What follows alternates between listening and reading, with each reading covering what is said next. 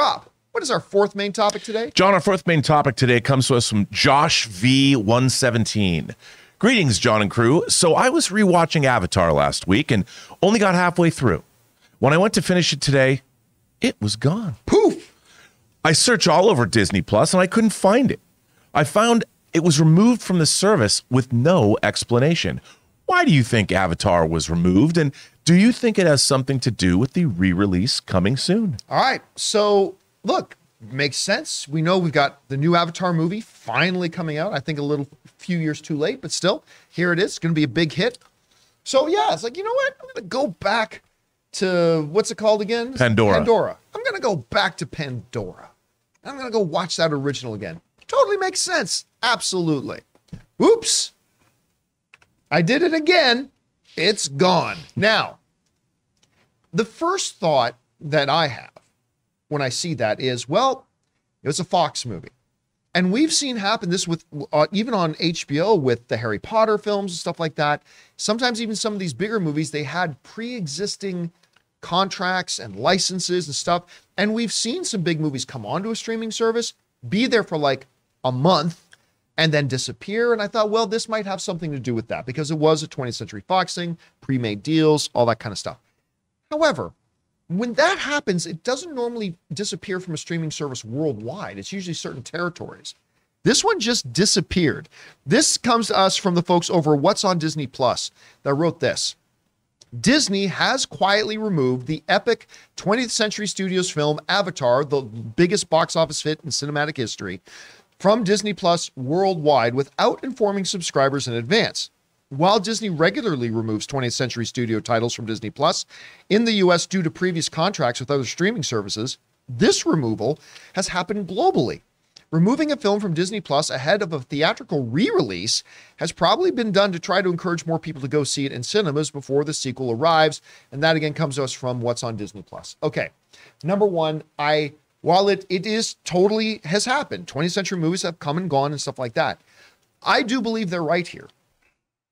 Disney, I believe, while nobody at Disney has confirmed this for me, that this was done to encourage people to run out and see it in theaters when they do the re-release.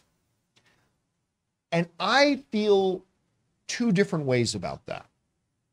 On the one hand, I kind of think it's a good move because, yeah, if you're going to do this re-release in theaters ahead of that, you could probably they're probably going to make a couple $1 million on this, padding its lead over Avengers Endgame as the biggest box office hit of all time, until, of course, before Avengers the Kang Dynasty comes out, they re-release Infinity War and Endgame, so it can become the biggest film again. But whatever, Disney's making money hand over fist.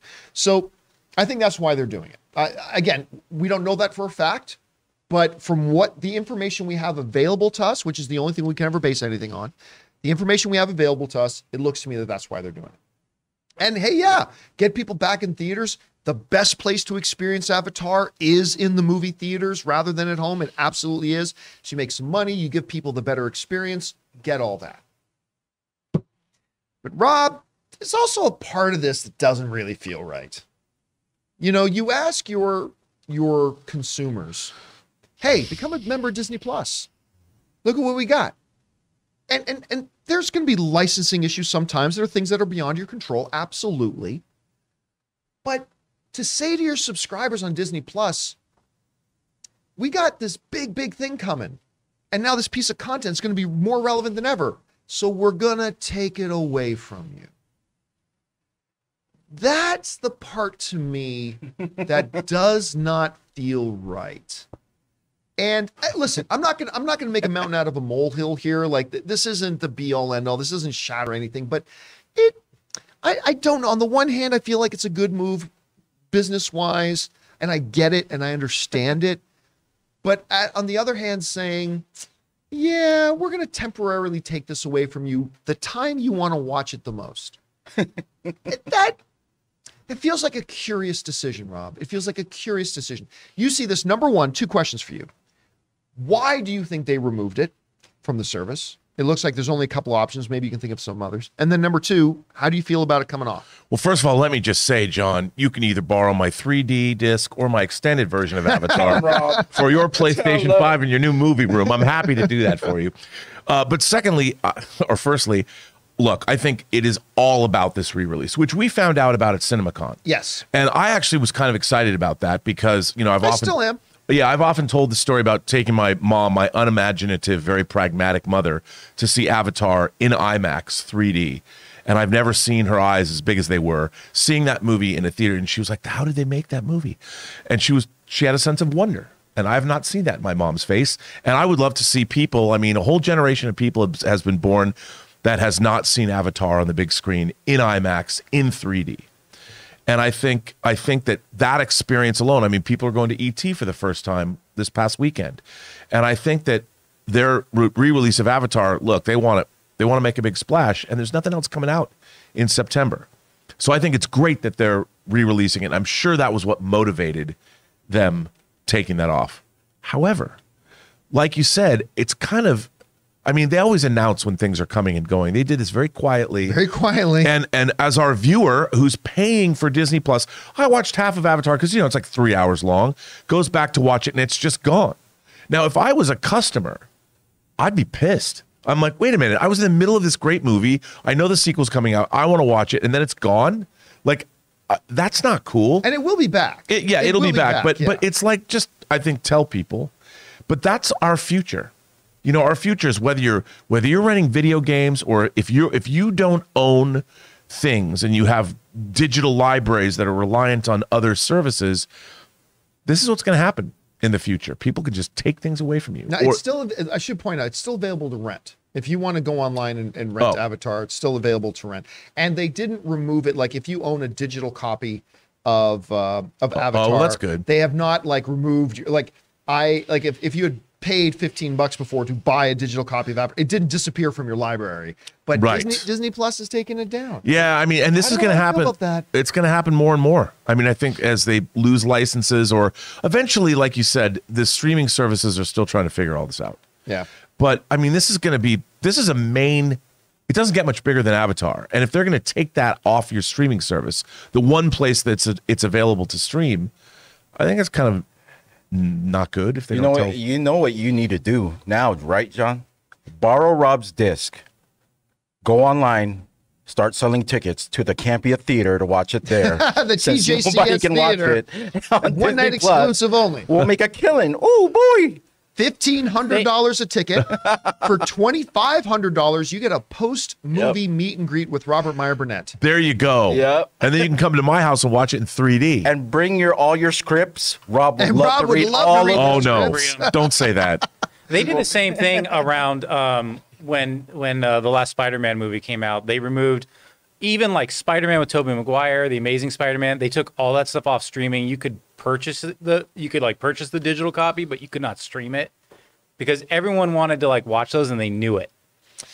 Anyway, guys, question is for you. No, and by the way, we're all operating on the assumption that that's why they took it down. Right. We don't know for a fact that that's true. We may actually get a press release to find out that it was something else, maybe. But if this is the reason they took it down, it feels a little sketchy. I have one more theory about why they've done this. I think maybe with this re-release, with this re-release, maybe Cameron went and made some tweaks. And that's someone was saying in the chat, all right, that they did redo some of the. Yeah, they might have redone some of the effects, and this is the George Lucas it a little bit. You think? Well, I think it just. I don't think so that he fundamentally changed things. Like I don't think Greedo shoots first or anything like that. You don't think there's going to be a big musical number at the Tree of Life or whatever? No, there could be. You know, like a little Pandorian rock band. Maybe the scene where they smoke some dank Pandoran nugs, you know, and strum those guitaristas. You know, I don't think it's going to happen. But I mean, in all seriousness, they might have gone back and fixed some things. And Cameron pulled down the old version. They're going to put the new one back up. And they want it to first be seen on the big screen. Yeah, that would make sense. I would be a little bit more understanding if that was the case. Like, you know what, we have taken the original film. We've made a couple of improvements to it, and we want the first place that people to see that to be on the big screen. Yeah. I would be a little bit more understanding that. And that'll be a selling point. Yeah. Come see Avatar like you've never seen it before. They're purple now. But no, I don't. Purple now. You just have to slide that. That means they sing some Prince songs. But the thing is, I don't know that for sure. That's just speculation. All right, guys, question is for you. How do you feel about this whole thing? Whatever your thoughts are, jump down to the comment section below and leave those thoughts there. We want to take a moment and thank the sponsor of this episode, Upside. Guys, from cringing at the pump to getting an eye-popping check at your favorite restaurant, inflation is hitting us all where it hurts, and it really hurts. And that's why I started using Upside. Upside is an incredible app for anybody who buys groceries, gas, or dines out. With every purchase, you are earning cash back thanks to Upside. And guys, believe me, I know. You hear about apps like this, and it turns out you have 40 or 50 hoops you have to jump through, but believe me, Upside is super easy to use. I know it sounds too good to be true, but it's not. I've used it, and it works. Upside is a no-brainer. To get started, download the free Upside app. Use my promo code Campea Show and get $5 or more cash back on your first purchase of $10 or more. Next, claim an offer for whatever you're buying on Upside, check in at the business, pay as usual with a credit card or debit card, and get paid. In comparison to credit card rewards or loyalty programs, you can earn 3 times more cash back with Upside. So guys, download the free Upside app and use the promo code Campea Show to get $5 or more cash back on your first purchase of $10 or more. That's $5 or more cash back on your first purchase of $10 or more using the promo code Campea Show.